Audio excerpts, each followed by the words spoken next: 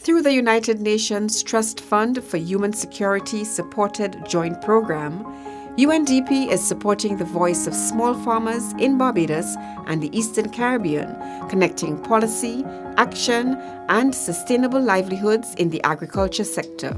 In the Caribbean, small farmers, and particularly women farmers, are impacted by many of the policies and programs that are implemented at the national level, with very little opportunity to participate in agricultural policy design and action.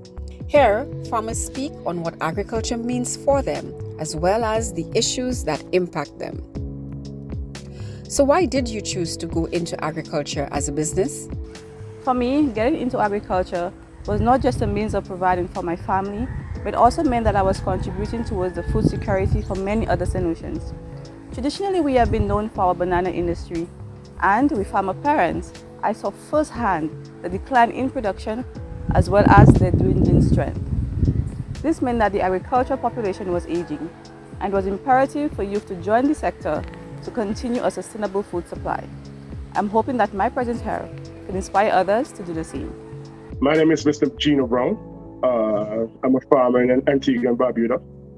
Our main crops that we grow here are watermelon, onions, sweet potato, cassava, yams. Those are our main cash crops. Agriculture has been a major part of my family structure for over 50 years. Being a young person, we saw the need for new fresh growth within the sector as a family. So we took on the mantle. It's still a family-run business that we operate. Me as one of the leaders, pulling through the new era, and you could see the financial benefits. There's so much that you could derive from farming as well. What are the major challenges faced, and what sort of programs are required? Well, some of the challenges that I would have faced was the major one, which was, of course, the fact that I'm female. And in dairy industry, they're not, it's probably about 2% female in the dairy industry. Along with the fact that the dairy industry per se, when I started out, it was still developing. And there were several things that when you got involved in it, you were never told that those things were necessary. So you didn't have them. It's only then when you sought them to progress, to go from just being an ordinary cow keeper to being somebody that will produce milk for a Pine Hill dairy, that you recognize that there was equipment that you had to get, and the equipment is not cheap. You also recognize that there was a specific, you must, in dairy industry, you must record keep. Otherwise, you tend to not know when the cows are coming on and when they're coming off and when they should be fed up. And that all affects the amount of milk that is produced by each cow. And in terms of policies, there was not, and there still is not, overall, especially financially, I'm talking here now, where if you just want like $5,000 to do over three pens, you can't get $5,000, but you can get $10,000. There are no small loans available to you to fix something now.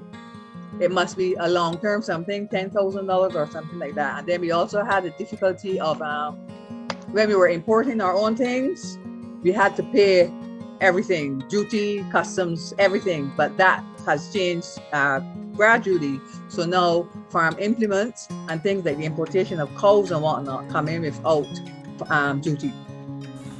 The major challenges that I face with my farming is getting to sell my produce. Do you think your agricultural business is impacted by policies and programs implemented at the national level? Can you give an example? Well, the policy that you would like to see in place would not be in place to attract women, but would be in place to attract farmers. And you will find that as long as you're attracting farmers, women are curious. They will want to come and have a look. There's not a lot that you could specifically do and say, well, this is going to be attracting women to the dairy industry, because it's the same for women, for a woman and a man. So those sort of attractions and the specific area that is needed right now is that we must do something about the standard and quality of fodder that we're feeding to these animals. And so far, we have not been able to do anything comprehensively. Individual farmers have been able to do it, but for the industry, we do not have access to proper fodder. Some of the times we do applications of fertilizers and stuff like that. And we're just going based off of, knowledge, as it may pertain to how the plant looks. A deficiency that may pop up. But if we have more rigorous soil testing, we'd know, especially from an island in basis, we could know what areas are more susceptible to, X, and what areas would grow X better and all that kind of stuff. So I think that if we have a base where we could do soil testing, we could zone the island out, and we could have different things growing at a better clip in certain areas. You have a plot of land and you just try to grow anything. And I don't think that's the right way. I mean, if we have, sectors and segments where you could know, the soil is more loamy, so, root crops would come a lot better, the soil has a lot more clay content, on and on. Through the United Nations Trust Fund for Human Security supported joint program, UNDP is supporting the voice of small farmers in Barbados and the Eastern Caribbean, connecting policy, action, and sustainable livelihoods in the agriculture sector.